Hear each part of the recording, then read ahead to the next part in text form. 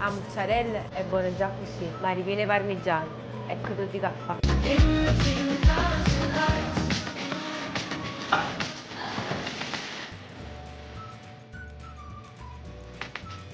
E mo rignimma mozzarella.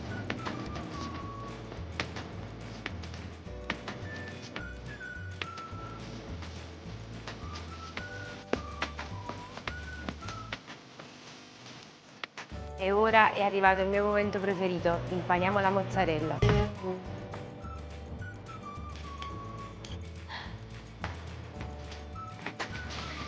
Ma crea bombe maratona, ragù napoletano, la mozzarella cop e per finire un basilico che non da mai mangiato. E mo spaccammola.